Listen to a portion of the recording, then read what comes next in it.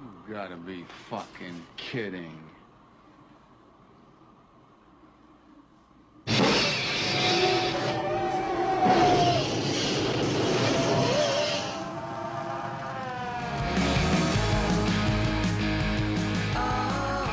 Welcome to the Cinematic Void podcast. Cinematic Void is a cult film series that hosts screenings in the Los Angeles area, as well as virtually. I'm your host, Jim Branscombe, and joining me as always is... Hey, it's Nick Vance, Paranoid Futures on social media. You can find Cinematic Void on the World Wide Web at cinematicvoid.com, as well as Facebook, Twitter, Instagram, YouTube, and all major podcast platforms.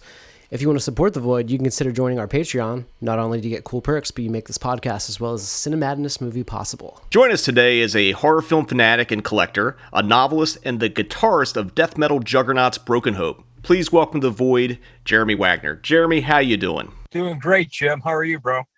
Doing great. I've been looking forward to this conversation for a while. I'm glad we finally made it happen. Yeah, me too, man. Thanks for having me. Appreciate that. No problem. So, I guess I'm just going to start, at the beginning. What came first for you? Your love of film, writing, or music? Or was it a thing that happened all at the same time? Definitely film and music came, film and books came before music.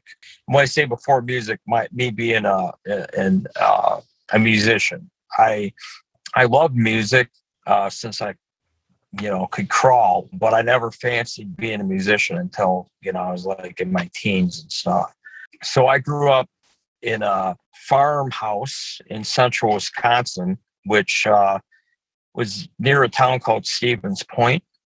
Was about maybe 45 minutes north, actually, of Plainfield, Illinois, where Ed Gein was from.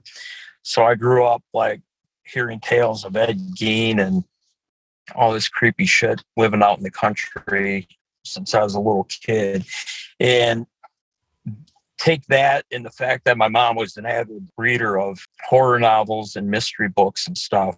I grew up basically as a horror kid, like I look at my mom's paperback novel book covers and stuff and be like, wow, this stuff is like completely fascinating,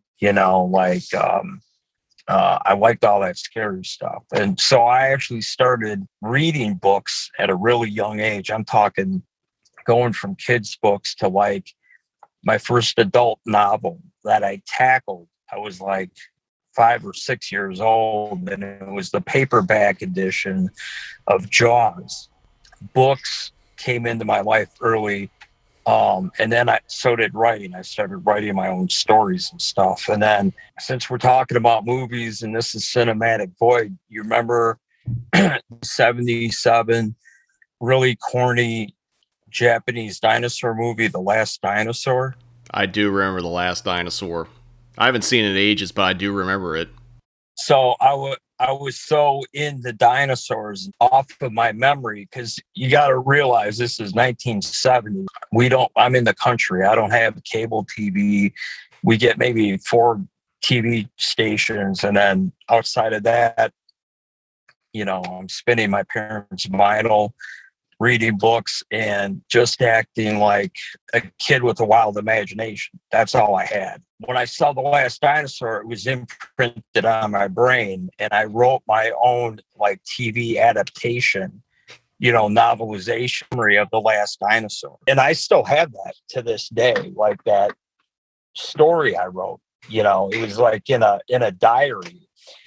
So that was actually my first attempt at writing a short story or a novel. I circle back to your question, which was what came first. It was definitely writing and books. Movies were tied into all that. You know what I mean? Mm-hmm. Because movies and film on the TV stations I mentioned, we'd get like 4 stations on. So late at night, say the local CBS station or, NBC or whatever we could get would have like a horror movie, a scary movie at night. So I was really into that, or any, really any movie like that would be considered like first time on TV. Boom, it's this movie or that. There was all of that stuff. And then for me, a really special treat would be going to the movies. You know, my parents would take me to see movies I wanted. Off the top of my head, in grade school, like I begged them to take me to see Star Wars, every Star Wars movie, Close Encounters of the Third Kind, that King Kong movie with Jeff Bridges when it came out. You know, I'm just thinking of movies off the top of my head. And then again, whatever I could get on TV. So film, books kind of went hand in hand and really stimulated my imagination. Then later, and by the way, I always loved music. When I said I played my parents' vinyl as a kid, I was really into their albums. So they listened to the Beatles and Crosby, Stills and Nash, Neil Young, some rock and stuff. And I'd spin their records over and over again, scratch the living shit out of their vinyl because I'm like 5 or 6. I don't know what I'm doing. I just know, hey, that sounds cool. And then when my teen years hit, then boom, it's like, oh, wow, the heavy metal is really cool. And then by then I was actually living in an actual town and had, you know, cable, and I could watch Headbangers Ball and all these videos on MTV. And then one day I'm just like, I always tell people was when I heard Metallica Ride the Lightning, that came out in 84. So I would have been around 14. I never heard anything like that. Before that, it was like Judas Priest and Crocus and a bunch of bands, but nothing like Metallica. And then that put me on a trajectory, one, to be a metal guitar player, then to be a lyricist in a metal band as well, which I've always done in Broken Hope. I've always been the lyricist and written a lot of the music. But the early part of my journey, I already had that in my head. Like, I'm going to do music and write the lyrics. And then it was like Metallica. Then I got into Slayer. And then it was like heavier thrash and then death metal and blah, blah. I was always seeking heavier and heavier music. Flip that back. Everything again goes hand in hand with Broken Hope. I would be inspired by movies, you know, and books and write lyrics inspired by that stuff. So all this stuff kind of in a way just all wove together, you know. And my three favorite, I don't know what you call them, my three favorite art worlds, if you will, are film, books, and music. That's what really makes my life worth living. Awesome. I was going to ask you now, as you're getting a little older and you're getting into, like, you know, obviously you're discovering and searching heavier and faster and like more brutal stuff musically. Were you doing the same for like film? Do you remember the first kind of like horror cult film that really kind of clicked with you and kind of changed your trajectory of like, I need to get more into this stuff? I was into basic monster movies. Yeah, I'm talking about like old school stuff, you know, Dracula, you know, the Wolfman, all that stuff. And then like I saw Psycho. By the way, at the time I never knew as a kid Psycho was Robert Bloch had based that on Ed Gein. I learned that years later. I already knew who Ed Gein was and I knew Psycho. I never put the two together at the time. But when I saw Psycho, that movie just that blew me away as a kid. It scared the shit out of me, man. Especially at the end when not Janet Leigh, I forgot the actress's name, but she turns Mrs. Bates around in the chair and you see the face and everything. That scared the hell out of me. And then it seemed like I was always searching for something more horrific, whatever. The movie after that terrified me more than any other movie was Halloween. When I saw Halloween, I was still in grade school, and it was a combination of the way that film was done, the way, you know, Michael Myers' character, who seems indestructible, he's appearing in this, you know, suburban town in daylight. He's not a guy hiding in the shadows. And the goddamn score by John Carpenter, the music almost terrified me more than the film. I just remember to this day how scared I was. I was so scared. After seeing that movie, like I would sleep with a butcher knife under my mom's butcher knife under my pillow my mom was a single mom. She'd go out on a date. I'd be crying and begging her not to leave because I thought, you know, this psychopath could be outside. But the thing is, like, I got off on that too in a sick way. I was like, because I'm a horror kid, right? I loved horror so much. Also important to mention right around that time, to your point, Jim, like looking for the next scary, horrific thing to watch. The thing that helped me discover new movies that I wanted to see in the horror realm was Fangoria magazine. So when Fangoria came out, I think it was right around 79 or something.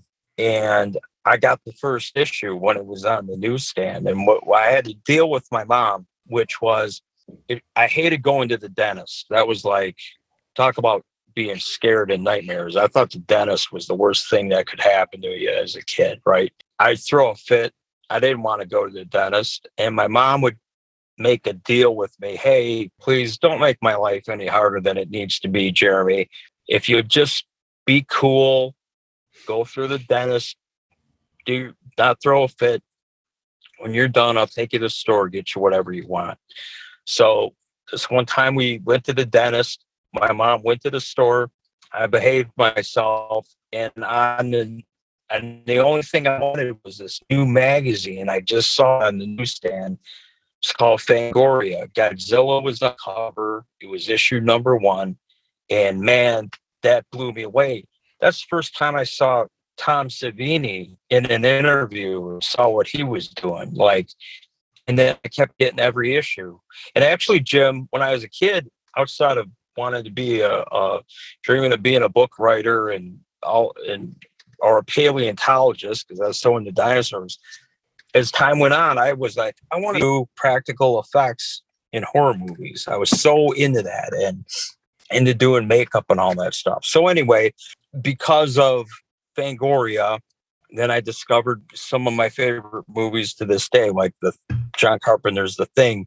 B movies too that I fucking love, dude. Return of the Aliens, Deadly Spawn, Extro, movies that were in Fangoria. And then I could find at my local video store or ask them, hey, would you order this movie? I'll rent it, you know? So much like music, you know, wanting more and more extreme stuff.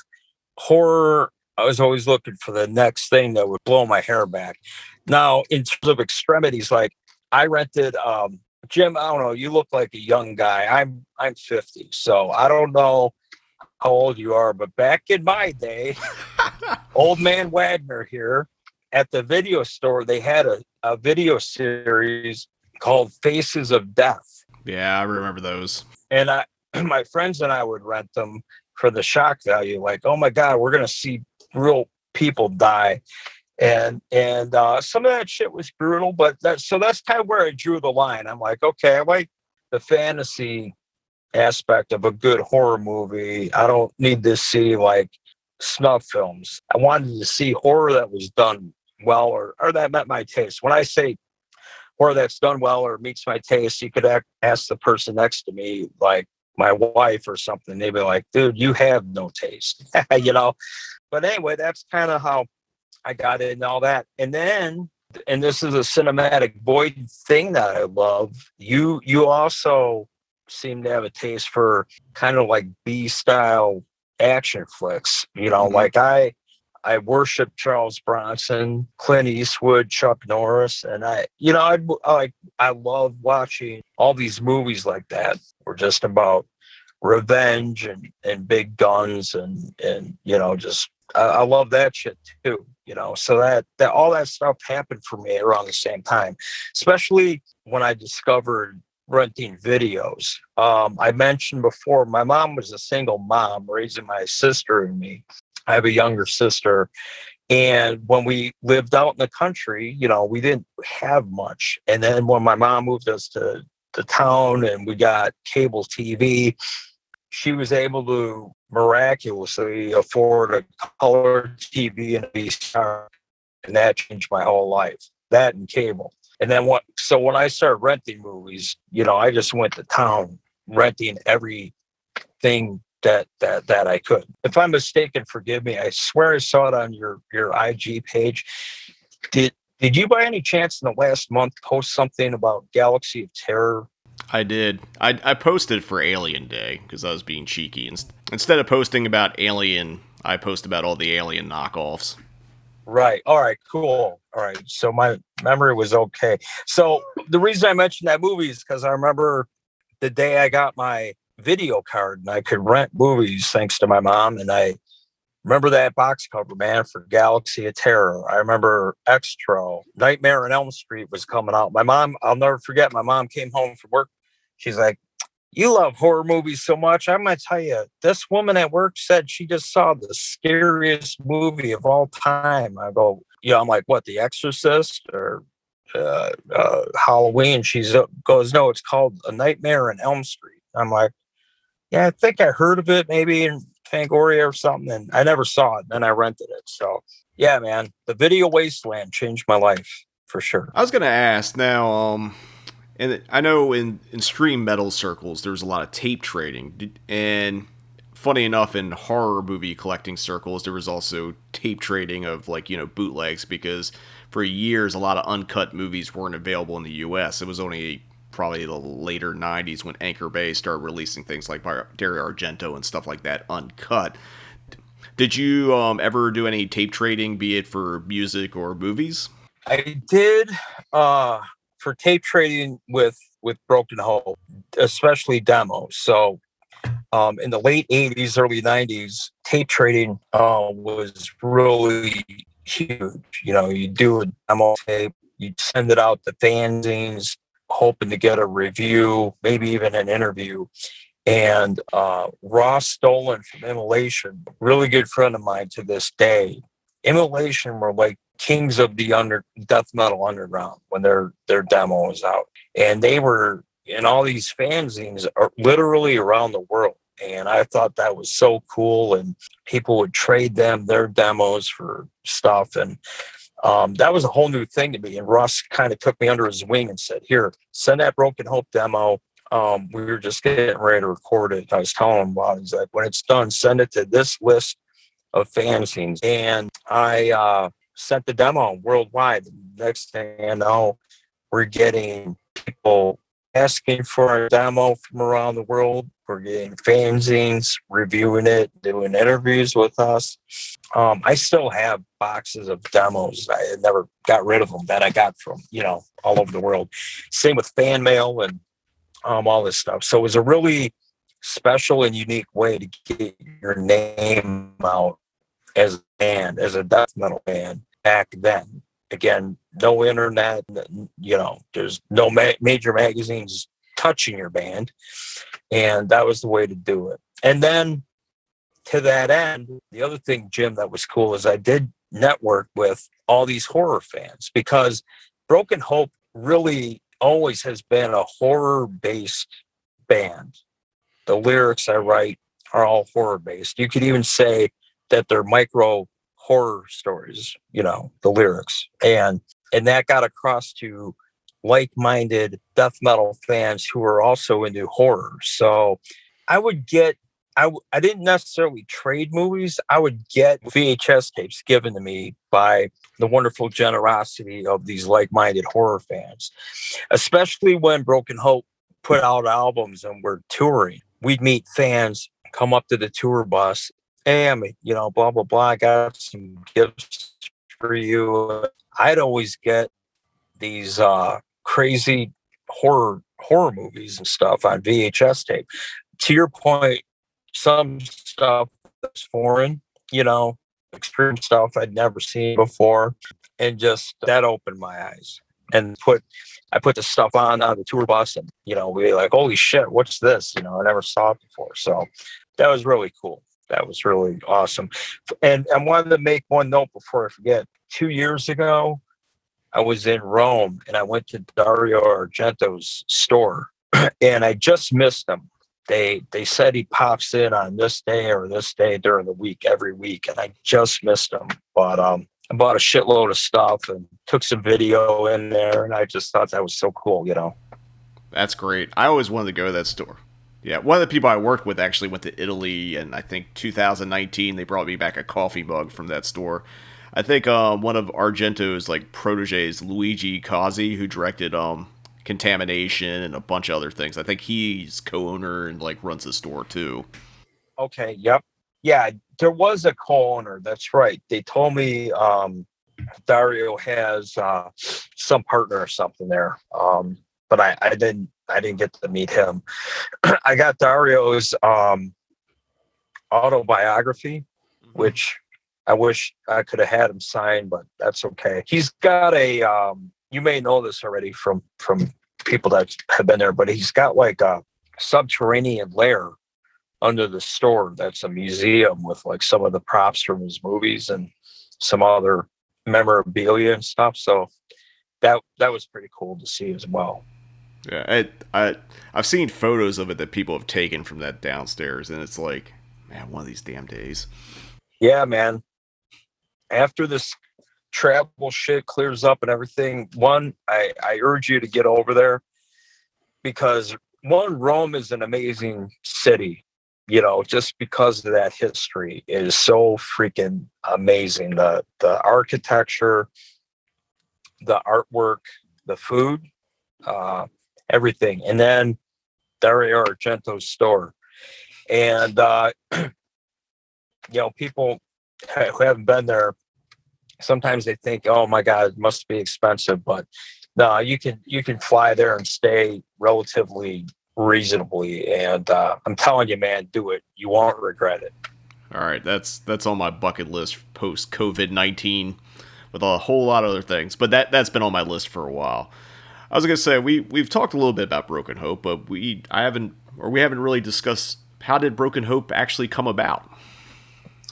So when I was in high school, when I mentioned how I started playing guitar, and by the time I turned 16, I started taking guitar lessons seriously, and I had this wonderful teacher who was in a heavy metal band called Numbskull, and Numbskull had one album out called Ritually Abused, and the lead guitar player Tom, who wrote all the riffs and everything, was my guitar teacher. He was also classically trained. He had a degree in music, so I had this wonderful combination of a teacher who could teach me heavy metal riffs, heavy metal techniques on guitar, from picking to power chords to certain styles. Like I was never really big on playing cover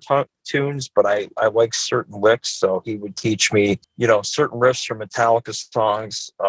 He'd teach me the bridge to Angel of Death by Slayer, Dark Angel, stuff like that. And on the flip side, he would also teach me music theory type of things, how to read music, circle of fifths, music theory. Yeah, it was really great for me. So that said, I was like in my head, I want to form a band and play the heaviest music possible. And I eventually was starting to write my own riffs. I was writing songs. I was also writing lyrics. Back when I was a teenager, they're pretty funny lyrics though, like when I think about them, because they're about killing posers, kill all the hair metal guys, just shit like that. And then they eventually got into horror, and I found my purpose as a lyricist was horror, of course. That was that no-brainer, right? So when I was in high school, I went to high school in a town called Gurnee, Illinois. So though I grew up in Wisconsin, by the time I was able to turn 16, I was living back in Illinois, living with my dad, going to school, and I'm trying to form a band, and I'm meeting musicians. Now, when I was in high school, most of the musicians that had bands and stuff all they were doing was playing cover tunes, and they were playing shit that I had no interest in doing. They didn't write original music. They wanted to do Dokken, whatever, White Snake, all hair metal stuff. And now that I'm older, I I just want to make a disclaimer. I do like some hair metal music, but when I was 1980s, it was like, no, that shit was like not for me. And definitely not being in a band. I can appreciate it now, but these guys, all they did was covers and they had no imagination. So luckily, though, I found our singer, Joe Thiacek, our original Broken Hope singer. He rode the school bus with me and lived in my neighborhood. And he was in the like all the metal bands I was into and then more. He was in the crossover bands like DRI, and then he loved punk. You know, he loved GBH, Dead Kennedys, all these hardcore bands.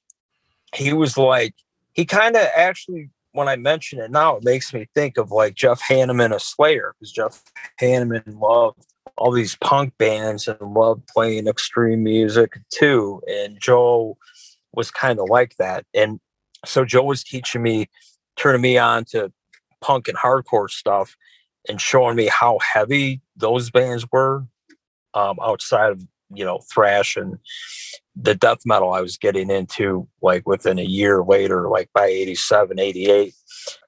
We knew we wanted to do something really heavy and really extreme. So we had a couple fledgling bands. Like our first band was called Decimation.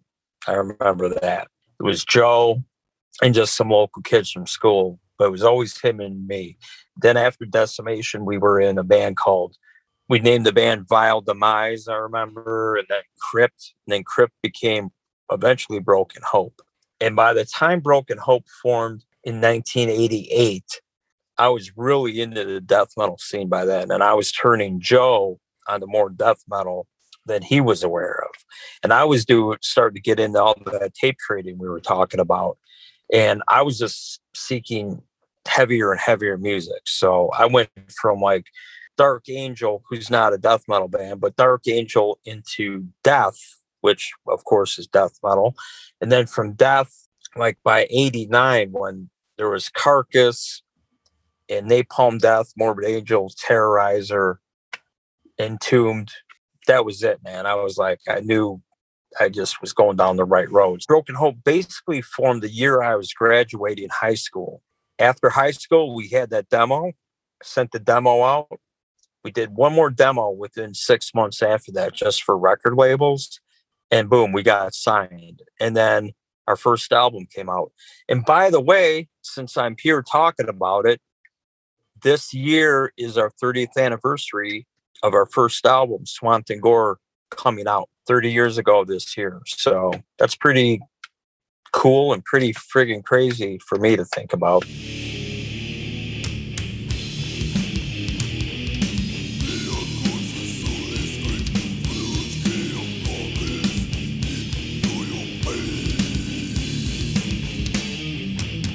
Is there going to be a reissue with the original artwork, perhaps? Oh man, where you been, my friend? Well, I thought there was a reissue a few years ago, but with different artwork or something. Am I wrong? There was there isn't a reissue from a Greek record label called Floga Records. Okay. And they wanted that original cover artwork. And it's funny you bring that up, because when they approached me about licensing it, and it'd be easy for you maybe to miss that came out, because that was it's a small indie label, and they only did, X amount of copies of Swamp and Gore. So I'd like to have that come out through Metal Blade, more vinyl versions and stuff. But anyway, back to Floga Records. I told them, hey, I've got all the archives. I can give you the artwork, blah, blah, blah. And they said, well, we want the original artwork that was on Grindcore International Records. That's the label that put out Swamp and Gore. And then Metal Blade Records picked up our contract and re-released it with a new cover. Right on. And I said, man, I hate that first album cover. Terrible, man. When it came out, everyone hated it, the fans and the band. It's great. It's great. It's unique.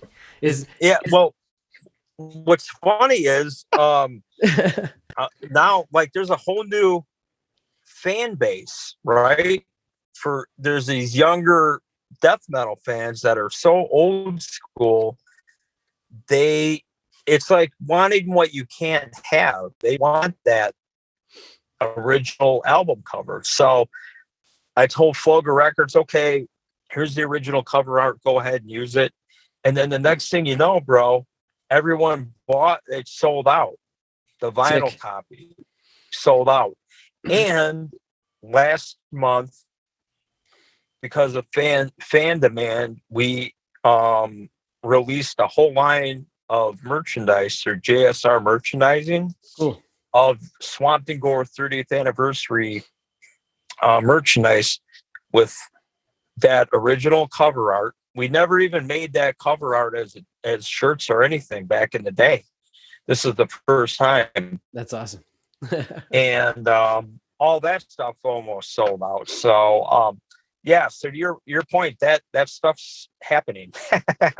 Cool. With your relevant to the original cover art, from the re-release of the album to the merchandise and everything. And I think it's great. People are gaga over that, man. I still hate the artwork, but it's cool, it's cool. I was going to say, because you're basically coming out at the peak at the beginning of the big death metal boom. Yep. And what was that like? Because like you had like the grindcore bands and the death metal bands, and they were all kind of, forging together at the same time. And you had grindcore bands becoming death metal bands and stuff like that. I mean, it is a very unique time period for extreme music. What was it just like being part of that and involved in that?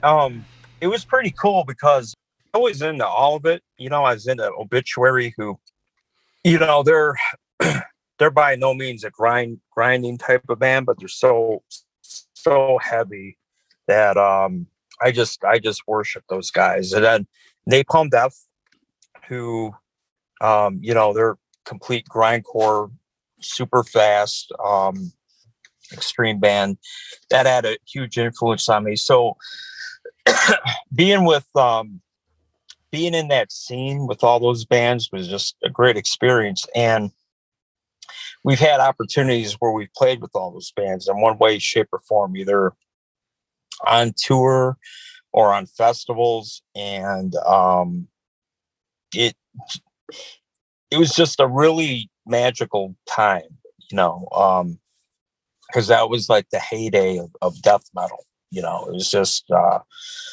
it was just really awesome. And the fact that bands like Obituary, Suffocation, Napalm Death, Carcass are still doing stuff, I think is really fantastic. For me personally, I mean, Jim, if you ask me like, who do you listen to nowadays? My favorites go back to those years ago, those bands that really were at the forefront of the death metal scene that really influenced me. Like when I think of Morbid Angel, Altars of Madness, that album really blew me away. Before that, Death, Leprosy, Spiritual Healing, Carcass, Symphonies of Sickness.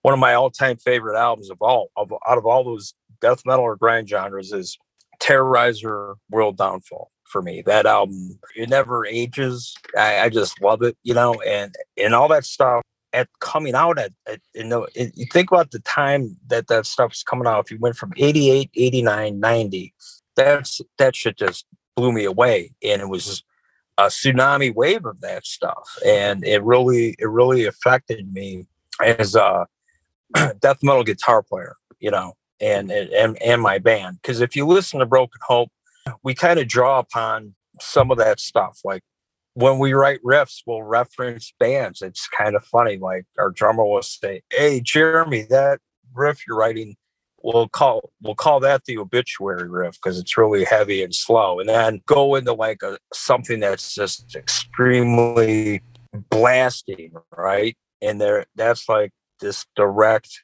Terrorizer influence. So we've always woven these different elements of death metal and grind into the band. And hey, we owe it all to, those pioneers. And again, to be a band I was in that first wave, albeit on a small level. You know, we were never Cannibal Corpse or anything, but it's still a great, I don't know, it's a great legacy, I guess, for Broken Hope to be around after all these years, and to your question, to be around that magical time period. Nothing but fond memories, man. It was awesome. You know, still great. Death metal is still alive, maybe even bigger than ever right now. 2021. It's pretty cool to see, you know. And I'm amazed how many people I've met over the course of my life who know who my band is, because I'm still a fan, right? So like I've had bigger bands I've worshiped are like, hey, you're in Broken Hope. I'm like, man, I would never think you'd know who my band was. Like, I had that mentality, you know. Celebrities too and shit. It's fucking crazy sometimes. And really grounded kind of guy. So because I'm also a sentimental guy. So I think about those days, Jim, when you talk about me forming Broken Hope in high school, I think about the metal magazines I'd be reading in study hall, right? Just to kill time, or the pictures I'd have on my wall. And then, you know, over the last 30 years, to meet some of those guys in those bands from those magazines, or whose albums I had and whatnot, to acknowledge my band in some way or whatever, really is really fucking cool, you know? So, I don't know, man. It's just, life is full of surprises in that way, I guess, you know. I don't take it for granted. Now, I know there's a Broken Hope documentary that's been out there. I remember one bit that like you were really excited about is when Kirk Hammett came out and saw you guys play. Yeah, Kirk, that was in 2012. And he came and saw our show in San Francisco.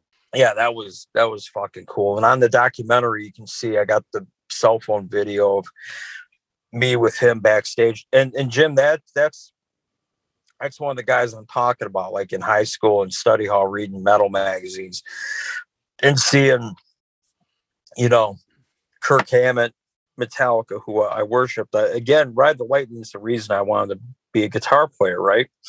So yeah, for him to see my band and, like you see in the doc, tell me my guitar tone is so fucking heavy and blah blah blah, you know, that like the teenager inside me is like pinching himself going, holy shit, can't believe this is happening. And then Kirk and I, we since then we hit it off. We're kindred spirits in a way, especially with horror, being horror kids, whether it's horror movies, horror movie posters, horror memorabilia, pre-code comics, that kind of thing, and guitars and stuff.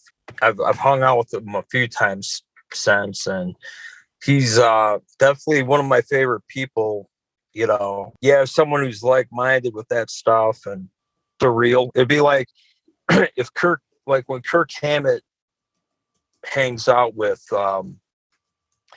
Jimmy Page or something, right, from Led Zeppelin, maybe it's surreal to Kirk because he probably spun Led Zeppelin albums and shit when he was a kid in high school. So for me to, hey, you know, I've hung out with him and it at times feels surreal, but, you know, at the end of the day, he's a man.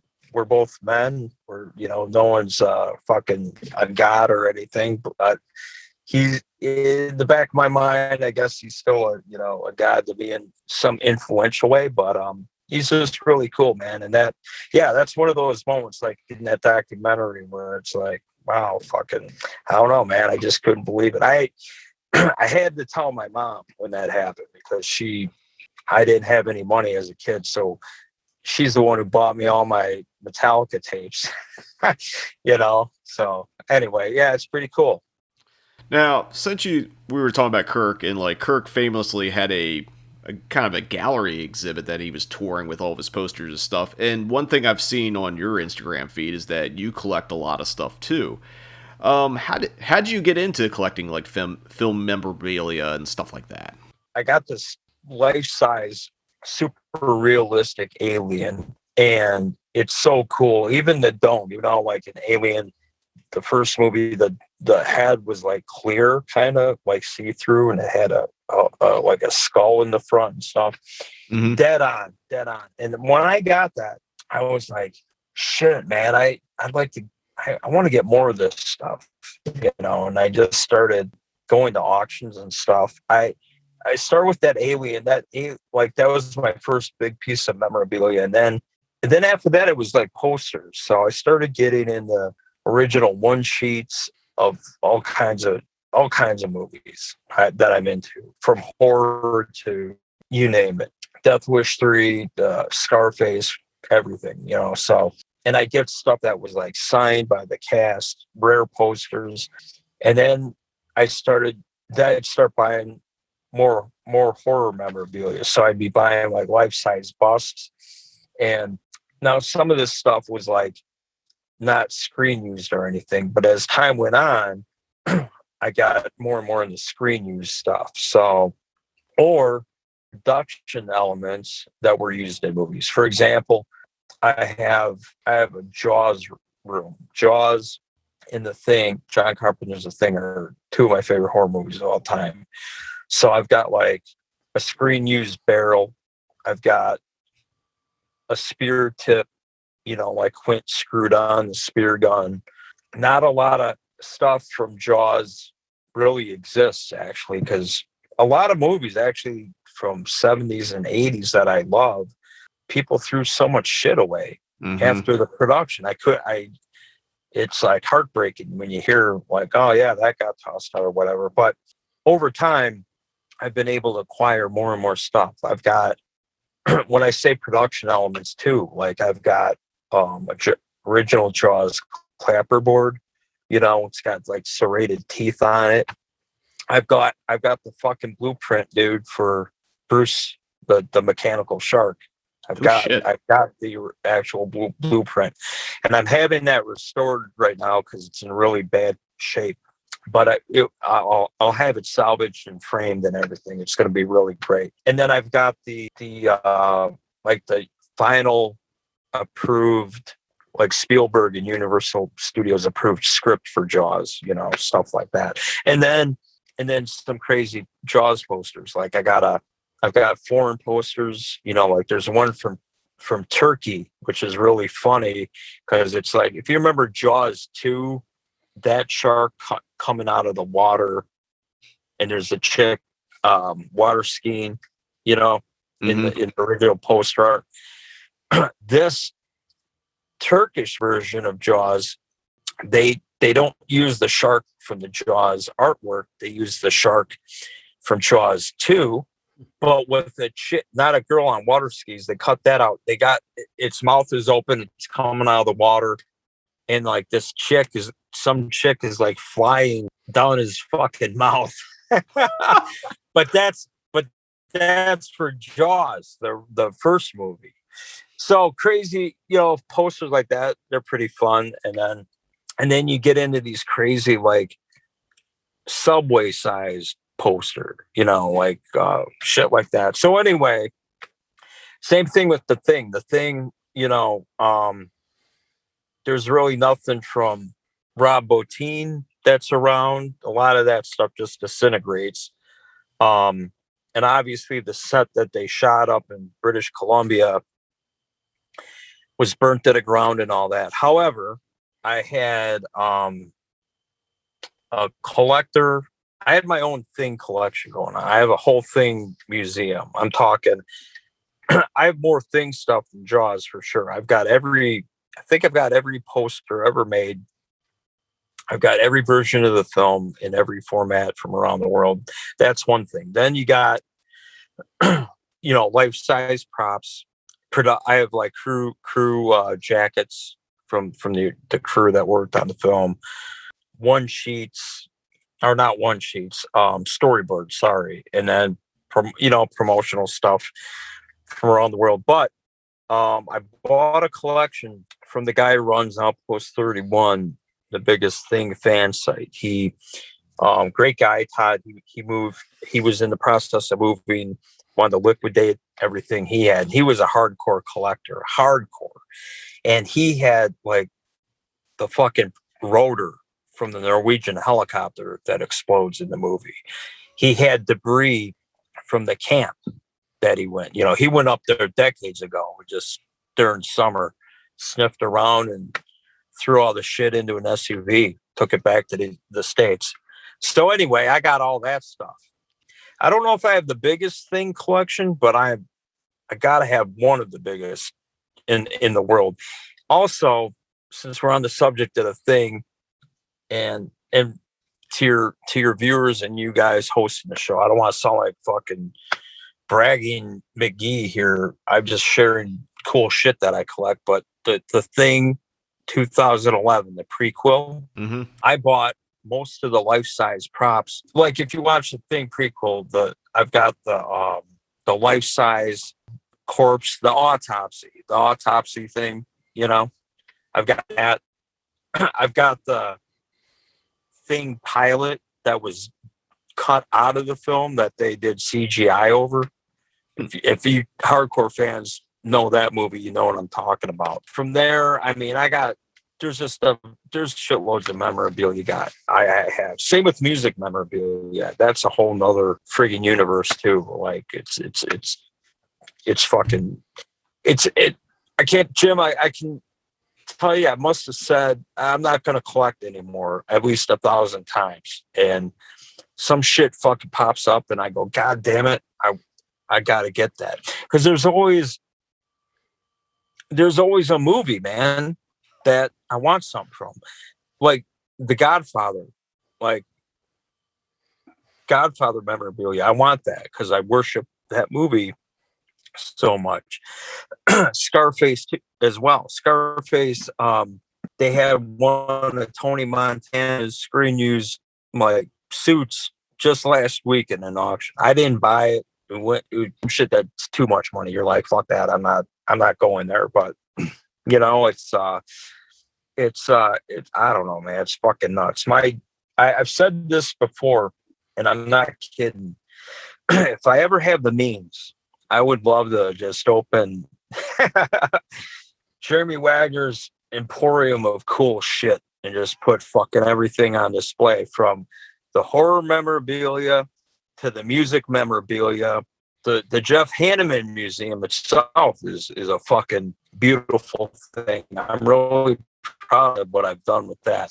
But again, this is shit that is on private property. It's not like, I can share it. And the thing is, man, I really would love to share this in some way in a public place somehow. Maybe someday, even if it's, who knows, maybe I'll like Kirk Hammett, Kirk, his poster thing that he did, was really cool. Maybe I'll do something like that. That would actually be really awesome. And I was going to ask you, because I have seen you post these, you do own a collection of Jeff Hanneman's guitars, and we're talking about Jeff Hanneman from Slayer. How did you get those guitars? Well, back when Jeff died, coincidentally, as I'm talking to you, today's May 3rd. So he died 8 years ago on May 1st. When he passed away, I saw a thing pop up in the news that Jeff's widow, Catherine Hanneman, was going to auction his guitars. And Catherine Hanneman was going to facilitate, or have ESP Guitars facilitate the auction. Fortunately for me, right place, right time.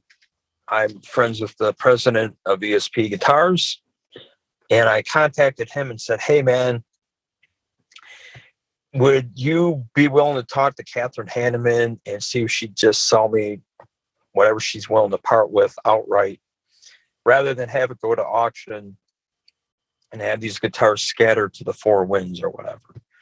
So he did that. Catherine was interested in talking to me, and we connected. And then from there, I flew out to the Hanneman house and acquired guitars and a bunch of other, just tons of Jeff's stuff. Since then, Catherine Hanneman is someone I really regard as a dear friend. I really, really value her friendship, and she's a really wonderful person, and she's been really good to me. And she had made me promise that I would play Jeff's guitars, because Jeff, according to her, would hate to have his guitars just displayed in a museum or some shit, never played. And I kept that promise. I actually used 2 guitars to write and record the last Broken Hope album, Mutilated and Assimilated, which, by the way, is a tribute to The Thing.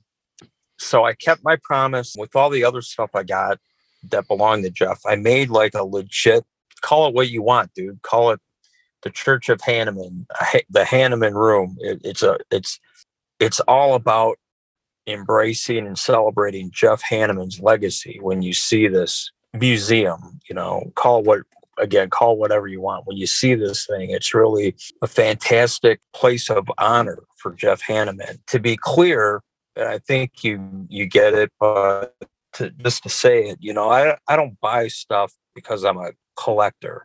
I buy things I'm really passionate about, whether it's the Jaws stuff, the Thing stuff, anything I collect. It's because I have a real personal connection to it. So if you rewind when we were talking about my influences and starting out on guitar, when Slayer came out with Rain and Blood, honestly, before that, I had Slayer albums, but like my head was always like, Metallica were like gods to me or whatever. And then when Rain and Blood came out, that changed everything for me. And I'll tell you this, being a lyricist and also such a fan of metal back then, like I would buy albums and read all the lyrics as the songs were playing. I'd read all the liner notes and their thanks lists and all that shit, right?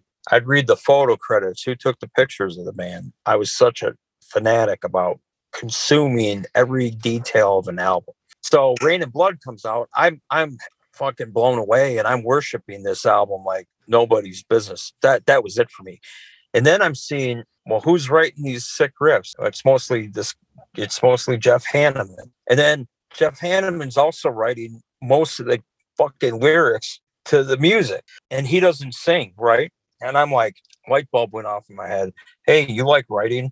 You're writing riffs already. You could do all that, because I'm no singer. I can't even chew gum and play guitar at the same time. So Jeff really, aside from that Ride the Lightning album, 2 years later when Rain and Blood came out, huge, profound moment in my life and changed my trajectory. That's the album that made me seek heavier and heavier and heavier music. That album can't be topped to this day. It's like Terrorizer, World Downfall, Slayer, Rain and Blood. These albums are timeless and they changed my life. So anyway, fast forward, I'm in the right place, the right time of my life. I can acquire these things, the Jeff Hanneman stuff. Dude, honest to God, man, I did it for the right reasons, and I'm still flying that Jeff Hanneman flag high and preserving his legacy the best way I can. And again, that's all stuff I'd love to share. I'm gonna try to figure this out at some point. So we'll have you come out, bring some of your Thing stuff. We'll bring out that Thing 70mm print we've screened a few times, and we'll go from there. Yeah, well, I'm in the Chicagoland area. I'm just about 25 minutes north of downtown Chicago, right on the North Shore. Yeah. So if you're ever in Chicago, let me know ahead of time, man, because I'm going to get your ass over here. And then I'd love to do, if I can get a hold of that theater, man, and they give me the heads up and I can find out what they got, and you could help me there, fuck it, dude. Let's do a Cinematic Void joint Wagner venture and show some friggin' movies, I'm 100% down for that, dude. Like, let's make this happen. This is the point of these podcasts, damn it, is to make cool shit happen. Right. I'm all for it, bro. Life is short, and that's all I want to do is make cool shit happen all the time.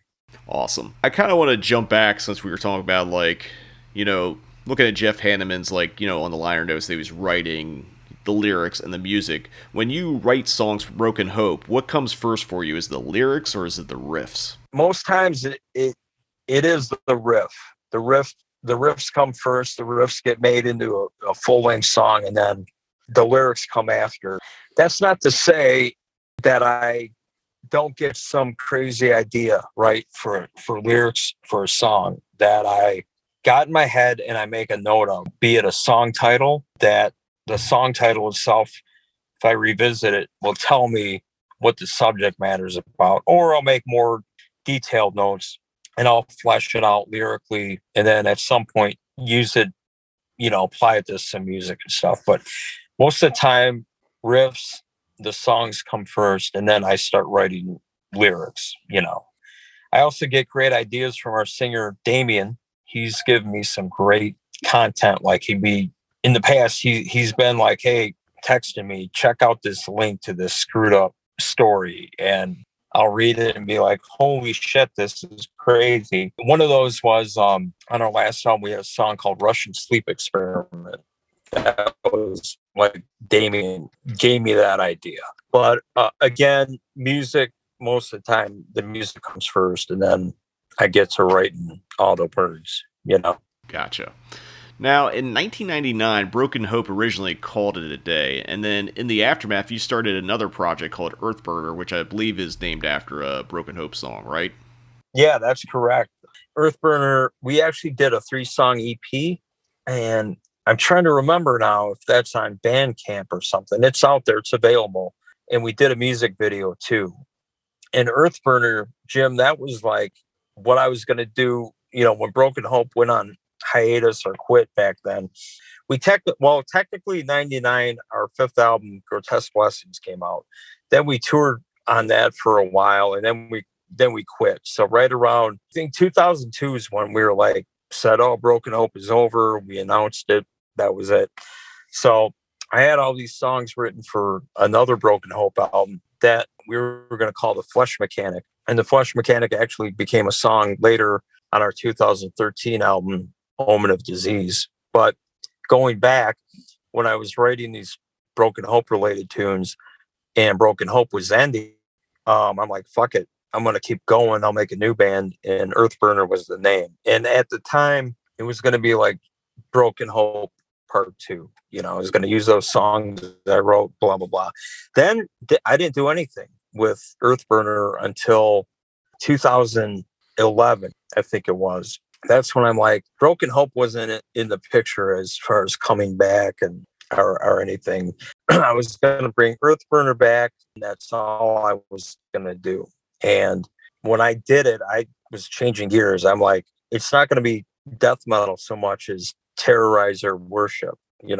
That again, that World Downfall album is so fucking great to me. I'm like, I want to do something like that. Really extreme, super heavy, of course, but different tuning too. Like Broken Hope tunes to D standard. Earthburner was tuned down to B standard. So it's going to have a bit of a different sound tone wise, but still heavy as fuck, super, super extreme grind, Again, we did three tunes for an EP, did a music video, was set to do that for the rest of my life. And then within a year, as my drummer Mike in Earthburner, who's with me now in Broken Hope, as we're jamming, we got approached by a management company, a record label, a manager who's like, could you please bring Broken Hope back? Our singer Joe, he committed suicide the year before, 2010, I think. And I was like, oh, we'll never do Broken Hope now. Joe and I talked about making Broken Hope a real thing. Come back, do it right, blah, blah, blah. When he died, I'm like, we'll never do it again. So doing Earthburner, then I get approached by, again, this team. It's a manager, booking agent, record label. Why don't you assemble Broken Hope? Can, get any ex-band members together? Well, Joe was dead. Ryan Stanek, who is also unfortunately deceased now, hadn't played drums in forever. He wasn't going to be coming back. Our bass player, Sean, from the old days, he was coming back. He would come back. We'd have Mike on drums, and then just need like a lead guitar player and a singer. And our lead guitar player, Brian Griffin from Broken Hope, the old days, he became a tour manager and a sound man. So he was doing that full time, and he just didn't want to go back down memory lane with Broken Hope and whatnot. So that's cool. We were like, all right, we'll get another lead guitar player and a singer. That's all we needed. So we contacted some singers, one of which was Damian Lesky of Gorgasm, who ended up working out great. He's super guttural.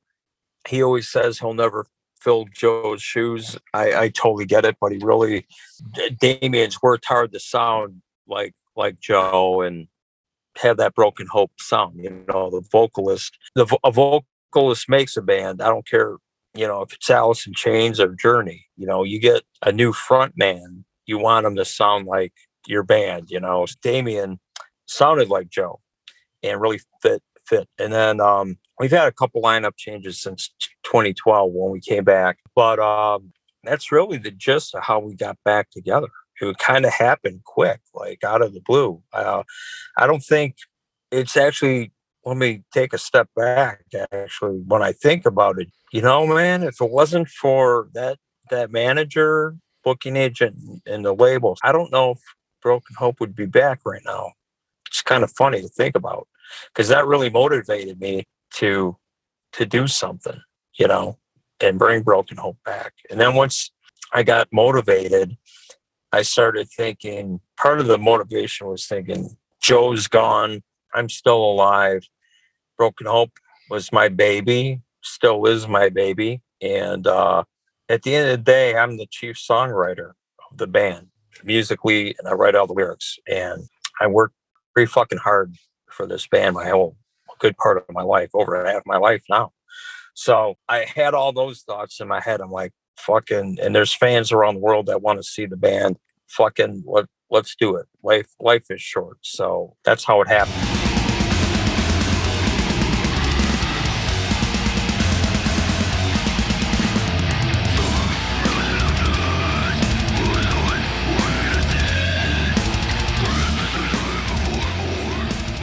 I'll tell you this, man, I'm glad Broken Hope came back. It's been a great going on 9 years now since we reformed. So yeah, it's been great. We have new music we're writing now.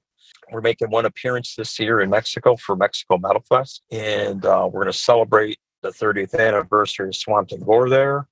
And then we'll just see what happens next. We kind of pick and choose our own battles. We're not like touring 7 months out of the year or anything. We're playing select dates when they pop up, whatever makes sense. What's paramount is always releasing the highest quality Broken Hope album we can.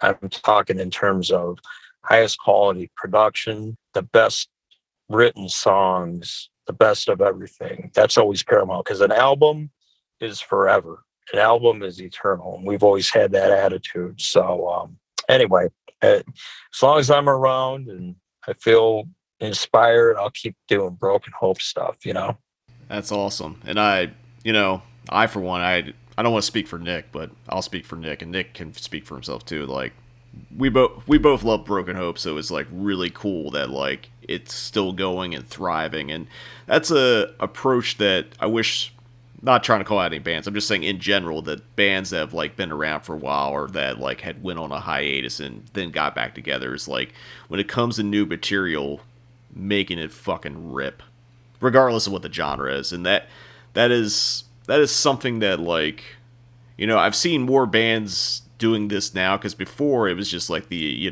kind of like nostalgia tour thing, which you talked about glam metal. That's a lot of those bands just go out, play their hits, and that's it. There's something to say about bands that have been like going or got back together that are still putting out the material just as good as they were, if not better than what they were. So I guess my next question is like, what are the biggest difference between doing Broken Hope in the now as opposed to when you were originally starting it? I think doing it Broken Hope now, it's almost like things get better with age, because, and that works in two ways. Seems like back when we started, even in the 90s, you had that big wave of death metal in the early 90s, and it was super popular. There was also, this is my observation thinking back to then, there was also an attitude. A lot of people didn't understand death metal, and people, like, I'm not talking about fans, obviously fans got it, but like the press and people in business, record labels, booking agents, a lot of people didn't get death metal. They didn't take it seriously back then. People that didn't get it either thought it, they hated the vocals. They called them Cookie Monster vocals. They didn't get the intensity or whatever. And I guess it's kind of like punk rock. When punk came out, I'm sure a lot of those same types of people didn't get punk rock. And now what do you get? You can turn on a classic rock station and hear a punk song, right? So now that I'm older and this time's gone by and generations of metal fans have been born and discovering Broken Hope, there's a bigger appreciation from the fan base.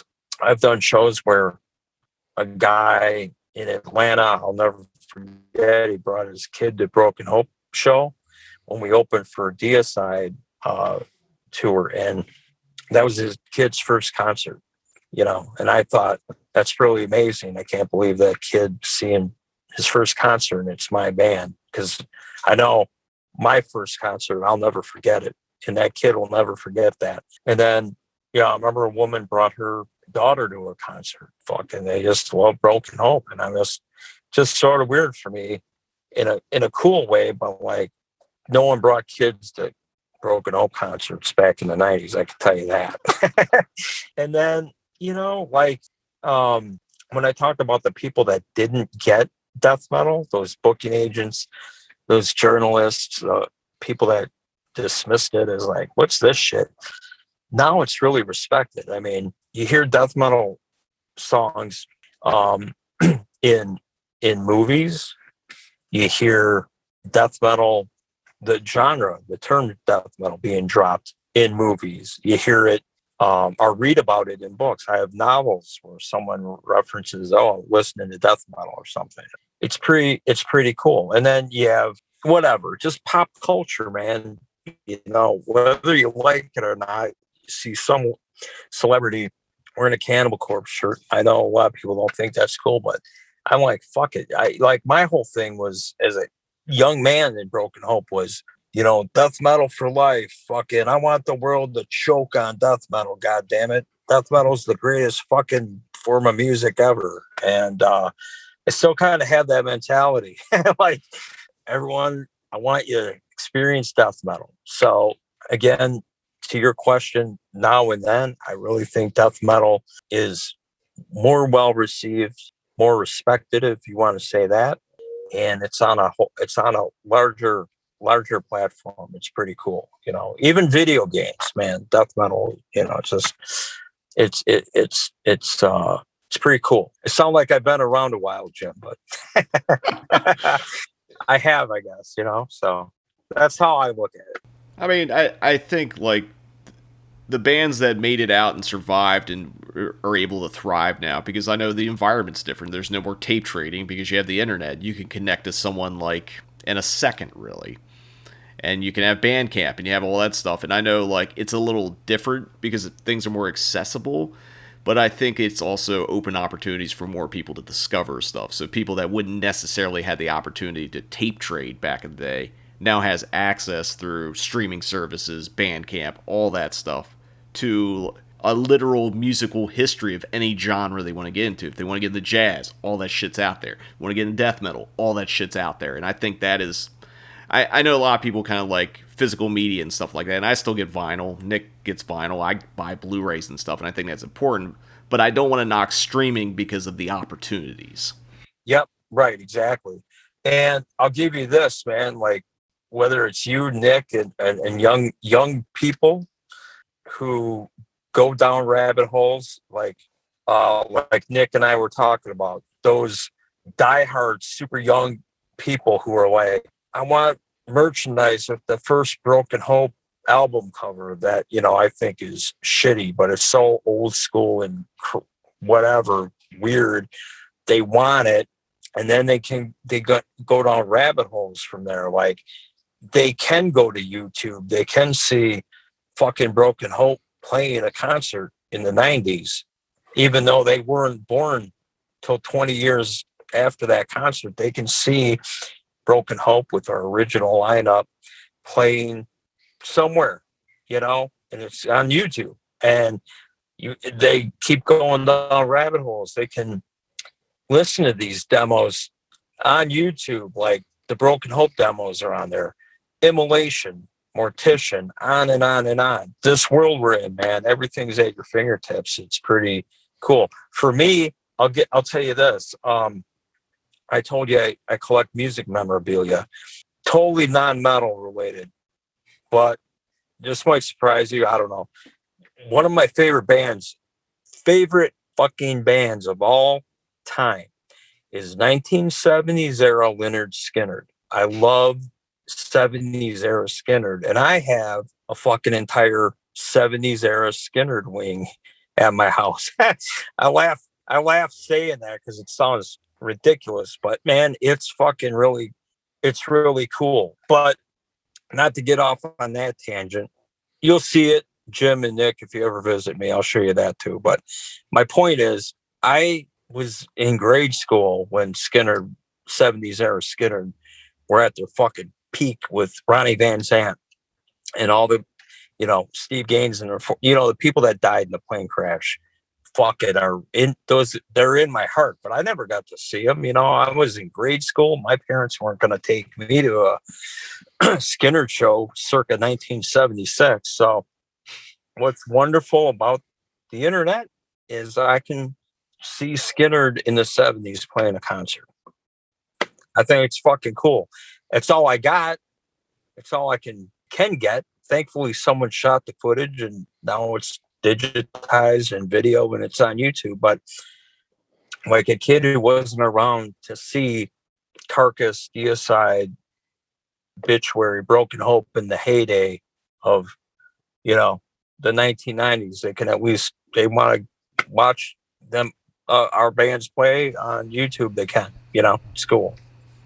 I mean, that's kind of a beautiful thing because, like, I think, like, when Nick and I were, like, basically going through, high school, teenage times in the 90s, and, punk and hardcore and metal to some extent was still doing records. And then, like, that's when the eBay boom came in, and it's just, like, because some of that stuff was only available on, like, vinyl, and it's like, I need this fucking 7-inch, and it's like, am I going to really spend that money? And, like, I think all of us here have spent money on records, like, man, I don't know. And then it's like, now it's available easy, and it's just like, oh, okay. Yeah, right. The one thing we haven't really talked about, we talked about a little bit in the beginning, but kind of going full circle here, is your writing, because not only do you write lyrics for Broken Hope, you've actually written 2 novels and several short stories. Do you want to talk about how you became a professional writer? During the first decade of Broken Hope, when I was writing all those lyrics, I remember it was right around 1997 when our album Loathing came out. That was a turning point for my writing. I was really writing more and more short stories outside of writing lyrics and stuff. And I really started taking it seriously. And I decided I was going to get better at my craft, and I was going to keep learning more about writing actual stories and eventually novels, and just going to work hard at it. So right around the time Broken Hope had done Grotesque Blessings, I had a bunch of short stories written by then. I started fancying the idea of writing my first novel. But back then, writing a novel was like a whole new monster for me to tackle. It was not like writing a short story at all. It was a big learning process. And what's funny is when I wrote that novel, the first one, I thought, oh, well, I wrote it, I'm done, right? I knew nothing of editing, I didn't know shit about that, like what it really takes from dialogue, point of view, blah, blah, blah. All the elements of being a novelist, I had zero clue on. And, I started shopping it around thinking, oh, I'll get an agent and sell it. Man, I was so freaking naive, man. It's kind of like a band's first demo. That first novel was like my band's first demo. Like, I had the mentality our first demo was the greatest thing that anyone would ever hear, which it was definitely not. You know, and the same with my first novel. I thought, oh, this is great, you know, and I eventually, thankfully, met the right people in my life who took me under their wing, like this veteran literary agent who actually took a look at my novel, was like, hey, you really need to learn about editing and so much more about the craft. But I see something in you that I really like, and you have a lot of whatever motivation and ambition, and you don't think you know everything. So, despite the fact I thought it was the best thing since sliced bread, I've been in broken hope long enough to take rejection real well. You know, I listened to this woman, and she said, I'm going to hook you up with this editor who is a veteran editor. He actually works at a major publishing house. He's worked at 3 of them, in fact, and he's now doing freelance editing. I'll connect you with him, and if he decides to take you on, you'll have to pay him to edit your book and learn from him, because he's going to teach you. It's going to be like going to college for novel writing. This guy, I'll use this analogy. I'm Luke Skywalker, and this guy's Yoda. That's exactly what it was. And the guy said, yeah, I'll take you on, blah, blah, blah. I paid him. You know, I at the time I had a job. I didn't make a lot of money, and it cost a lot of money to have this guy work with me. But you know what, Jim and Nick, it was like the best goddamn thing that ever happened to me, because I really learned the tools necessary to become a much better novelist, a much better writer, period. So grateful that happened to me, because from there, we edited that novel and I worked on it, and I realized, yeah, it really wasn't that great. Time to go on to the next one. Before I went to the next one, I started writing more short stories, you know, to keep my game on and better myself as a writer. And I started publishing short stories. And fast forward a couple more years, I sold my first short story to St. Martin's Press, major publisher, and it went into an anthology. And that was fucking great for me. It was so great, because my story was the first story in the collection. It was with a major publisher, and that book at the time when it came out sold like 60,000 copies. And it really put my name as a writer in the faces of so many people. And then I had written my first novel, The Armageddon Chord, right around the same time I got that story published. And that's when I got an agent and sold that book. So from there, I had The Armageddon Chord. I published more short fiction. Then I published the novel Rabbit Heart. And Rabbit Heart was my most recent novel. That novel's had a lot of traction, man. It's gotten wonderful reviews. It's won like 4 book awards, been nominated for others. And I'm just really proud of it.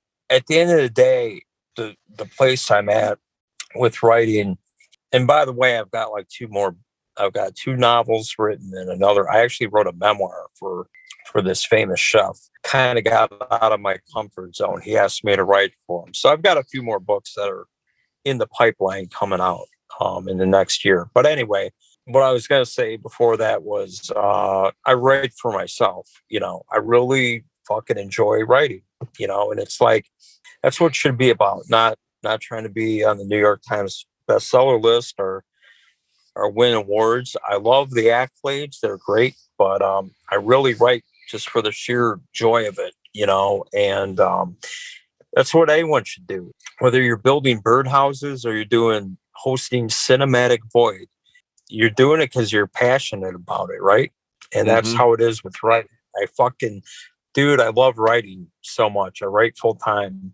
I'm really lucky to be able to do that. And it's part of my journey, you know, since I was a kid.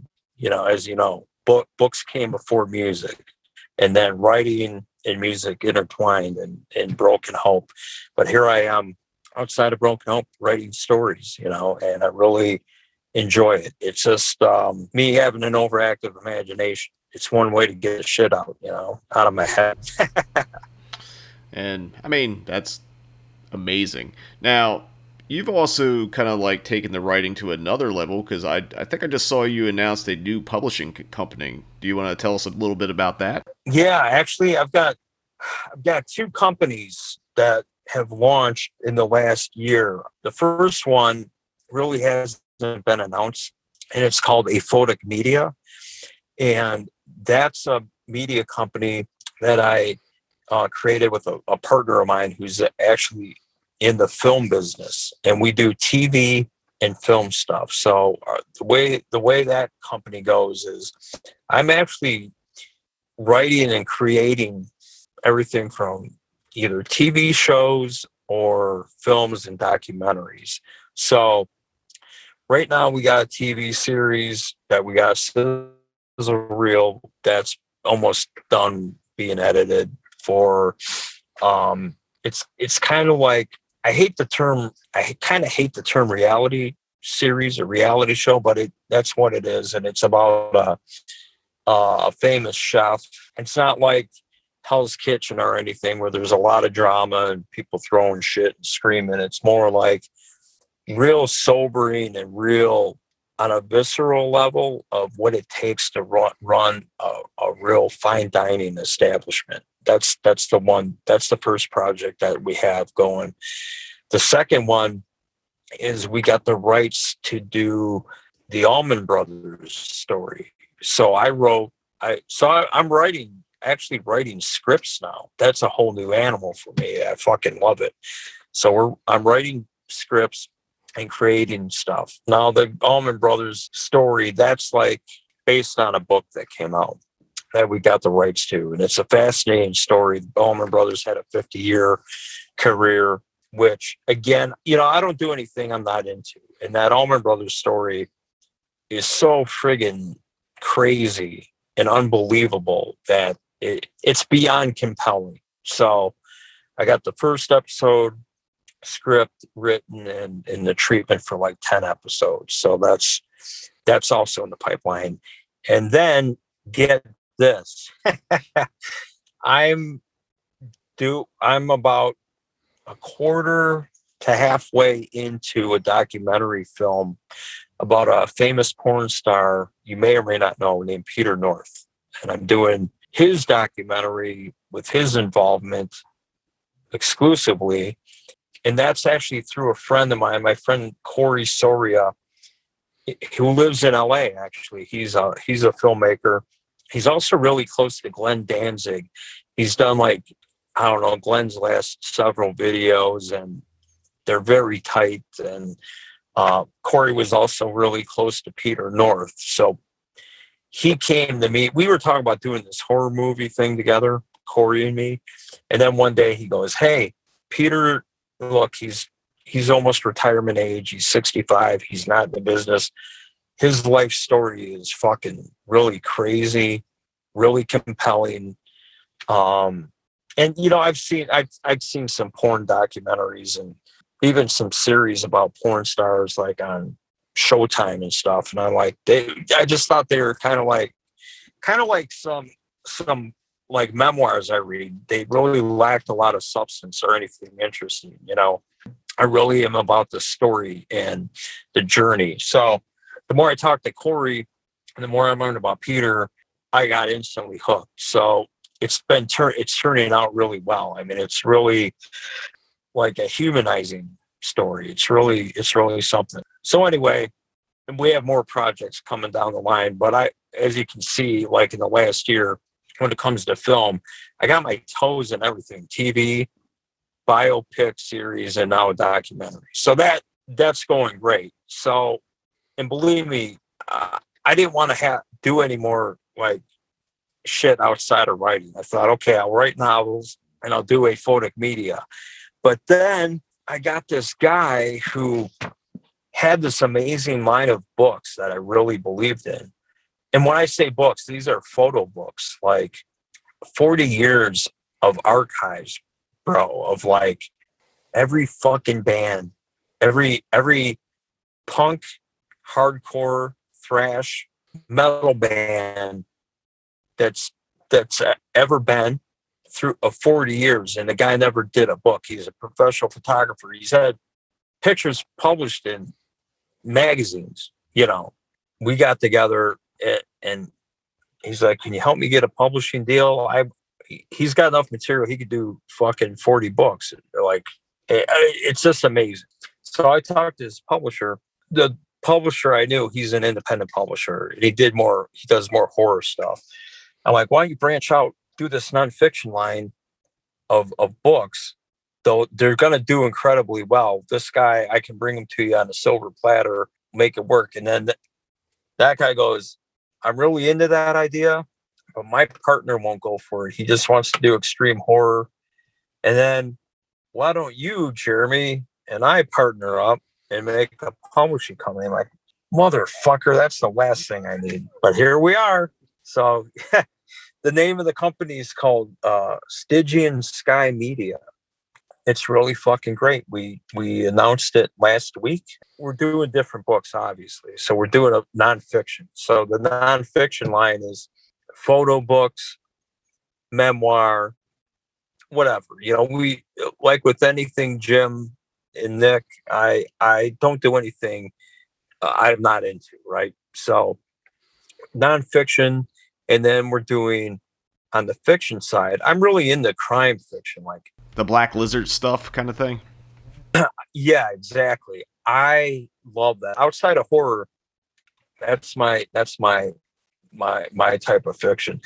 I like stories that are really dark, fucked up, where the main characters go through hell and there's not happy endings. You know, that's kind of like me, man. It goes back to me being a horror kid and being fascinated by dark shit. I can't tell you why that is, but it's just me. So I wanted to do everything. If I was going to do this publishing company, obviously I'm bringing this line of photo books to the table, but I'm like, well, fuck it. We got a publishing house. I want to do what else I'm into. I'm into crime fiction, thriller.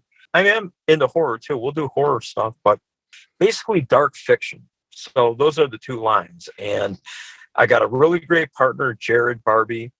He's the CEO of Death's Head Press, which is an extreme horror label, publisher. And they're going gangbusters. They're really successful. And this great gal, Sadie Hartman, she's our publicist and handles a lot of other stuff. She has her own empire. She does Nightworms, which is a horror book subscription that you can get. It's really marvelous. Every month they send you like a number of horror novels and all these other goodies in a subscription package that comes to your house. And the books are carefully curated by her and her partner. So you're only getting like the best in horror and dark fiction. Really fucking cool. Real proud of her. She's very successful. And then she's also like this insane book reading machine. She reads hundreds and hundreds of books a year and then reviews all these books. So she's an asset to Stygian Sky Media because I don't have time to read all that shit, like manuscripts coming through the door or anything. So Sadie will read. Jared will read too. I'm probably one of the last guys in this partnership to do the reading, but I'm actively acquiring what I can. Just want to put out only the absolute best quality books, just like me putting out a Broken Hope album, right? Highest quality literature or fiction, whatever, nonfiction that you can get from the binding to the paper to the cover art to the actual story, top of the line. So that's what we're all about. It's really exciting. So, and to that end, I don't know. I told you I have a couple new books of my own that are done. I have been shopping 2 books to literary agents, and I'm getting to a point where if I don't get an agent, you know, sign me up and try shopping any of my books, I'll put them out through this imprint, and I'm going to make that decision by the end of this month. It's really cool, man. I'm digging it. I never thought I'd be in the film game, and I never thought I'd be in the publishing game as a publisher, you know. But again, I sound like a broken record when I use the word passion, but that's what it's all about. I'm passionate about all these things. I'm passionate about discovering new authors or new talent, and I'm passionate about creating and developing things in a new medium that's not in a bound book, but more visual, So, hey, it's something you and I share with Cinematic Void. I look at your Instagram all the time, and you post shit that I just start nodding like, yeah, he fucking gets it, man. It's great. So I'm doing all the shit I love, and again, that's what life should be about for all of us. Do what you want. Honest to God, do what makes you fucking happy in life. I mean, that's the only way to live life. I mean, if you ain't living like that, you ain't living. For a guy who likes reading books with no happy endings, I actually, in my real life, I like happy endings for everybody. So just throwing it out there, Mr. Positive. You mentioned you were getting into filmmaking and documentaries. Has anyone approached you about like turning your 2 novels into feature films? There's an agent in Beverly Hills who last year was interested in the Armageddon Chord, but so far it's just been talk. Who knows? That's something my partner and I at a Photic Media discussed. Was the whole thing with a Photic Media started because my filmmaker buddy Frankie had read the Armageddon Chord, and as soon as he read my last novel, Rabbit Heart, he goes, "Dude, let's do something together. I love your writing. You know me, I'm a filmmaker. Let's create original content together. You fucking write scripts, use that imagination of yours and do something different." And again, it all goes back to my love of film and using my imagination and going, I'd like to tap into that world outside of writing books and creating stuff. So to that end, we're going to see how like these few projects we have in the pipeline do. If they do well, maybe they'll open doors, and then I could circle back and write like the screenplays or something for my 2 books. I think a book like the Armageddon Chord especially would have like an epic appeal. It's just not a straight up horror novel by any means. Actually, it's kind of like Raiders of the Lost Ark meets the Da Vinci Code meets fucking Steve Vai in the movie Crossroads. It's like all that shit. It's got Egypt, it's got Nazis, it's got fucking a guitar rock god, and like all these biblical fucking things and unleashing hell on earth. I mean, it's like got all these insane facets. It's really over the top. But in this world we live in with these fucking crazy Marvel comic book movies and all these other blockbuster films that are, especially with CGI and shit now, I'm like that could be something, I don't know, maybe. But point is, I'm definitely interested in writing a screenplay for that and for Rabbit Heart. Rabbit Heart, I love that book. It's pretty dark. I was actually reluctant to release that book when I did because it deals with the pandemic. I mean, this is before COVID, but the pandemic is all George Romero zombie world is upon us. And look, zombies have been so overdone. I was like, fuck that. I don't know if people are really going to embrace it, but you know what? The book did really well. And I did try to approach zombies in a unique way. Again, a lot of it though is a lot of that book is really dark and bleak, kind of like, if you took Cormac McCarthy and mashed him up with George Romero, that's kind of what I was going for. Like The Road meets Day of the Dead or something. I'm really proud of that novel. And I'd like to see that made into a film. I think that would be cool. Point is, if no one else steps up, then Jim, maybe I'll do it. Awesome. I guess this is the last question before we take a little break here, but now that 2021's starting to open up and we can start doing things again, what's the thing you're looking forward to the most being able to do with the whole world kind of being open again? Right off the bat, well, I look forward to not wearing a mask. Right before I did this interview, I went out to dinner with my wife, and I was telling her, like, I wear glasses. I'm not wearing them now, but like my glasses always fog up, and I got to pull my mask down. And then sometimes, like, I don't feel like I'm breathing all that well or something. I don't know. Maybe it's because of allergies right now. But I'm like, ditching the mask is going to be wonderful. Like, really ditch the mask. I'm all for the masks. You know, I understand that, you know, you want to prevent yourself and others from getting sick.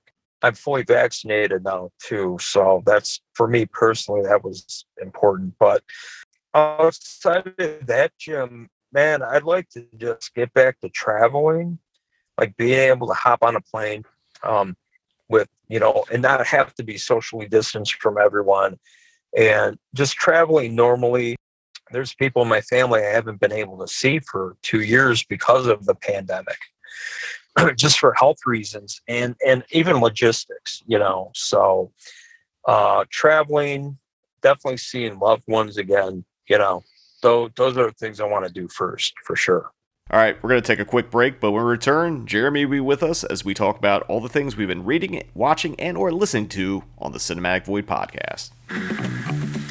Unbearable suspense that keeps you on the edge of an abyss of terror. Take a cult film odyssey into Cinemadness with Cinematic Void.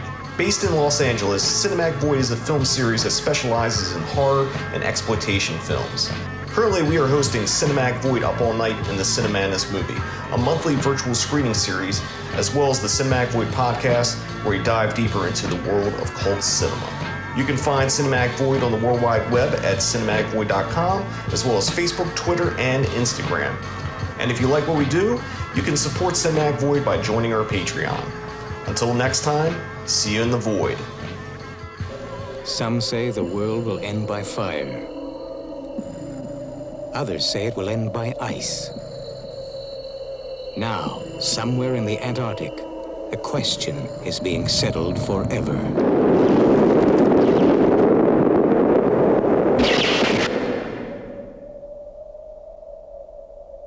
John Carpenter's The Thing. Coming this summer from Universal Pictures. Welcome back. It's now time for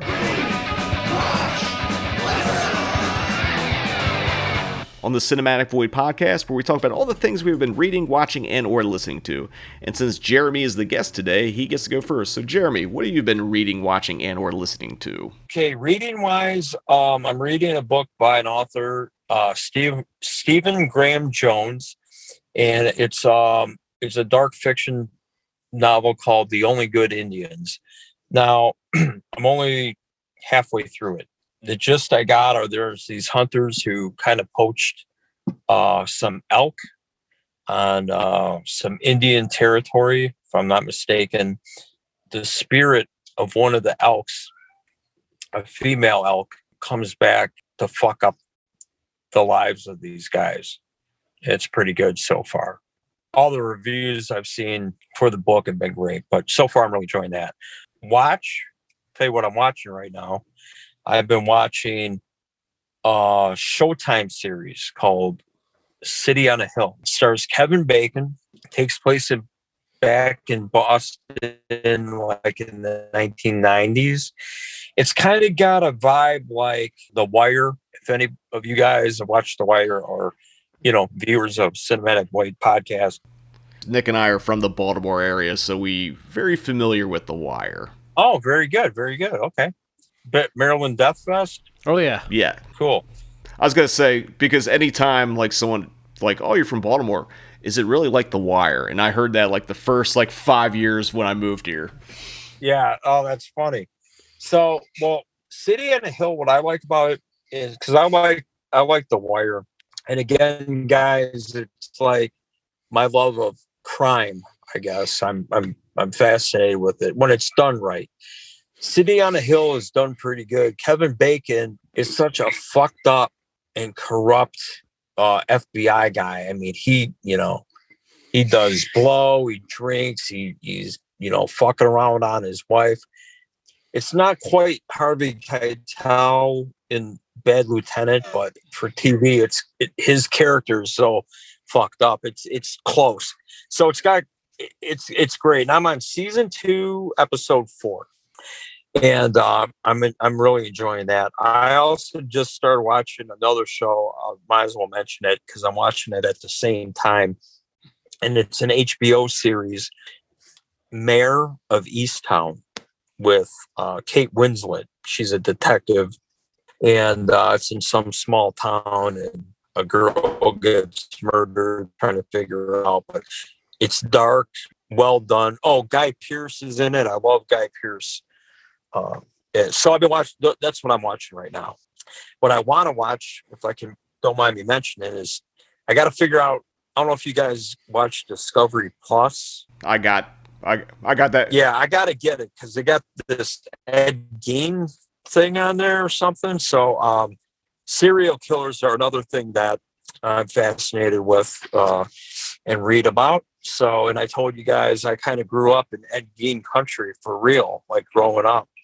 So Ed Gein's like, I always say, I'm laughing because it sounds funny because I think it's fucked up to say my favorite serial killer is, but I'll just say there's serial killers that I'm so fascinated with because I'm like, what was going on upstairs to make them do what they did? It's like Ed Gein, Albert Fish, and Jeffrey Dahmer for me are 3 that just, if I was a psychiatrist, I'd be fascinated with them. So anyway, I want to watch this Ed Gein thing that's on Discovery Plus. Then the other thing I've been jamming on, this is totally out of nowhere. It just hit me. I have satellite radio in my car. I have very eclectic tastes. Very eclectic. I listen to whatever hits me right. I don't give a fuck.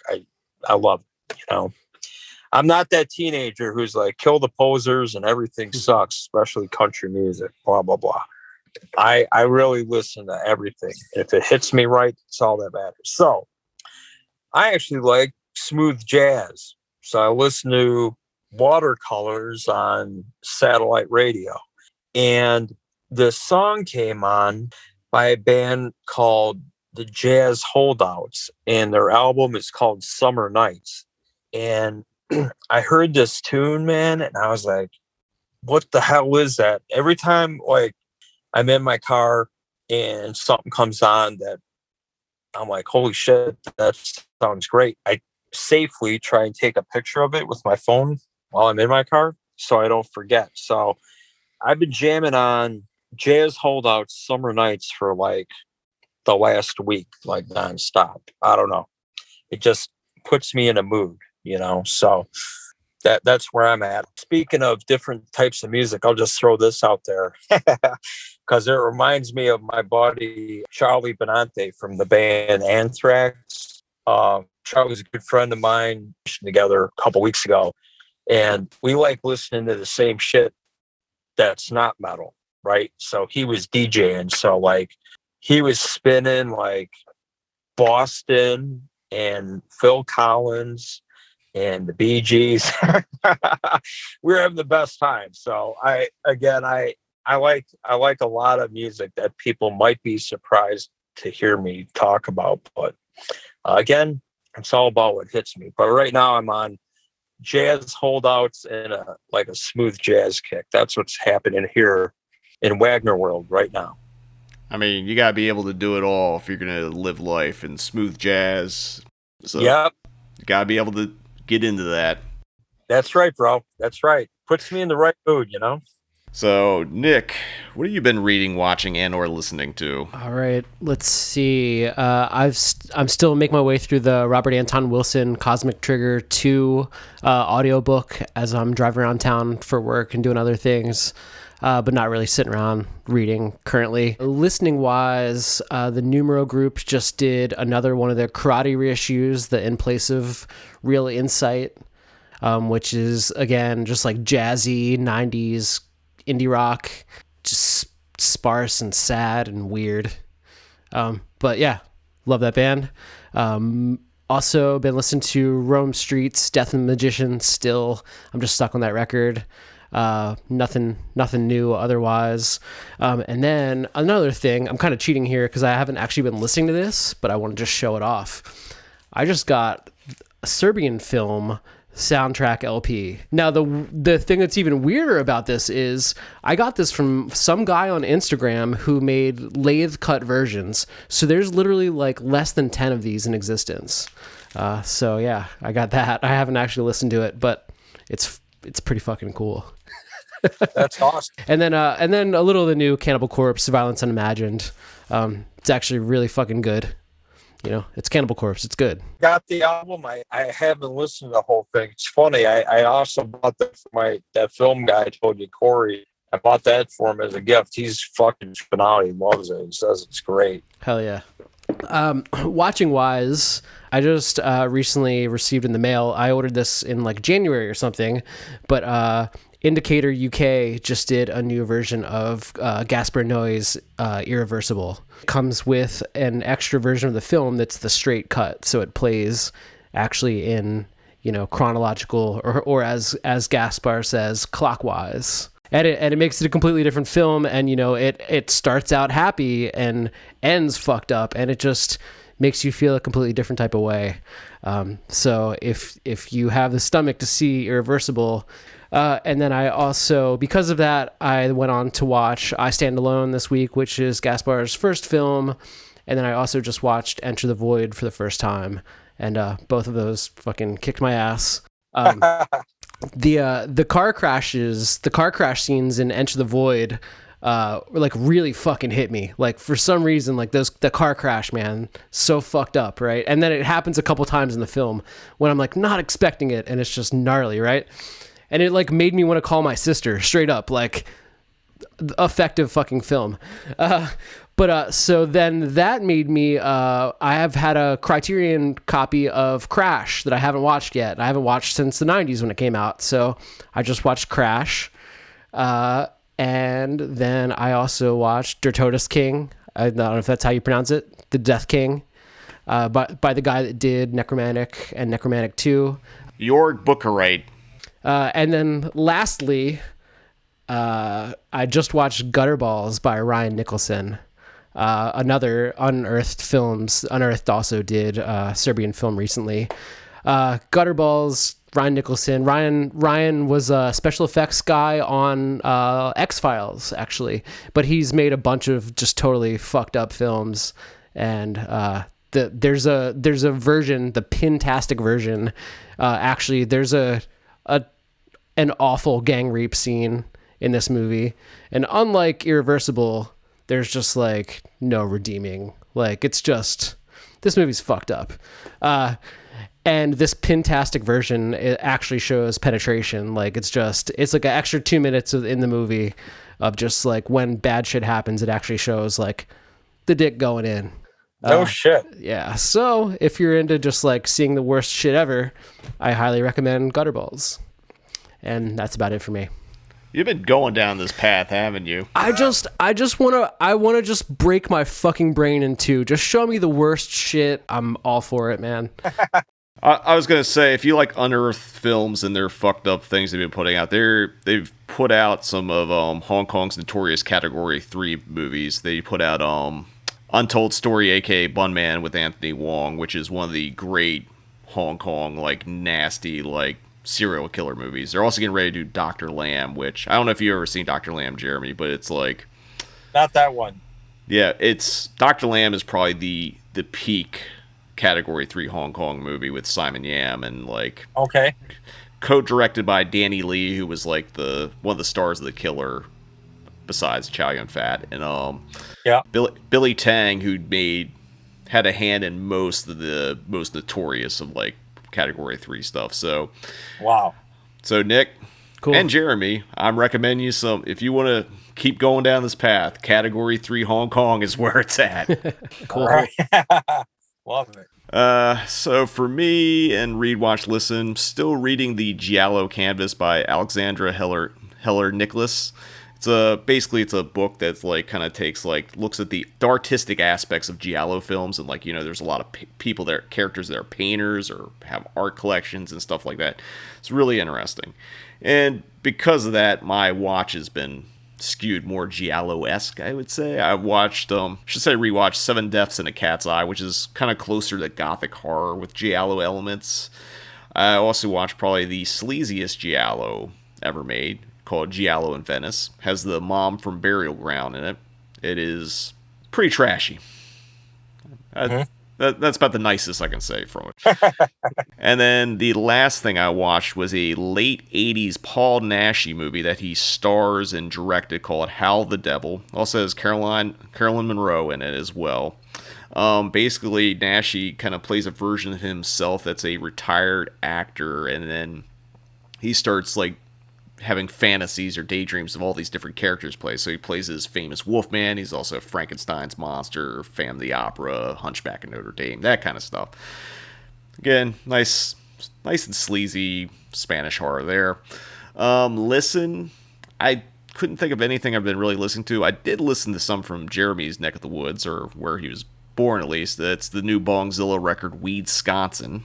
I don't know if you can really ever actively guess the theme of any Bongzilla record, but guess what? It's about weed. So, some nice stoner jams, but You know, in Wisconsin, there's a recreation area just over the Illinois state line in southern Wisconsin. It's called Bong Recreation Area.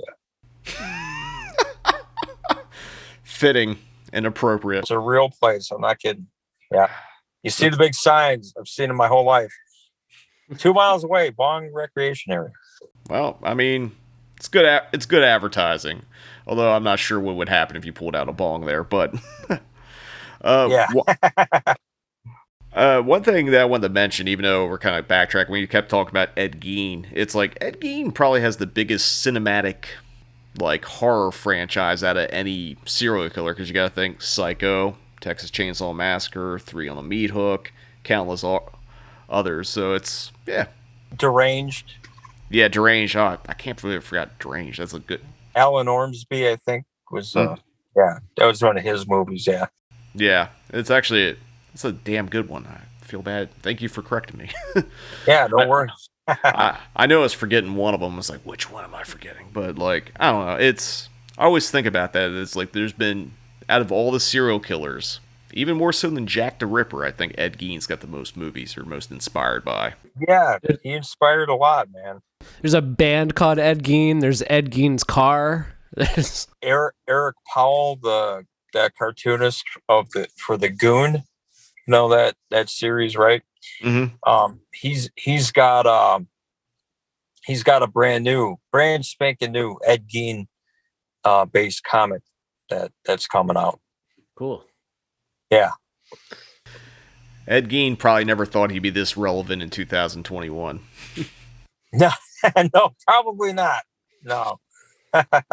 Jeremy, I want to thank you for joining us tonight. It's been a real pleasure to kind of pick your brain, and everything you talk about, it definitely carries over that you definitely only do things that you love. So it's been a pleasure. Yeah, likewise, Jim and Nick. Thank you both for the opportunity to hang out with you both and talk about all these things we all love. And no bullshit, man. Cinematic Void, your IG page, your movie screenings, everything you do is absolutely killer. I fucking love it. And it's a real honor to be on your podcast, man. I really do appreciate, love what you do. So thank you very much. Thank you, Jeremy. It means a lot to hear that from you. Coming up on the Cinematic Void podcast, since Nick is going down his dark route, it's only fitting that our next episode is going to be about snuff, or movies that deal with snuff films. Later on, we'll have another episode coming up that's going to be Giallo adjacent, which are movies that aren't Italian made, but do share similarities to the beloved Italian thrillers. And coming up on the next Cinemadness movie will be May 28th, presented by our friends at Vinegar Syndrome. It goes live at 8:30 p.m. Pacific over at www.cinematicvoid.com/midnight. So mark your calendars, make sure you check that out. And until next time, see you in the void.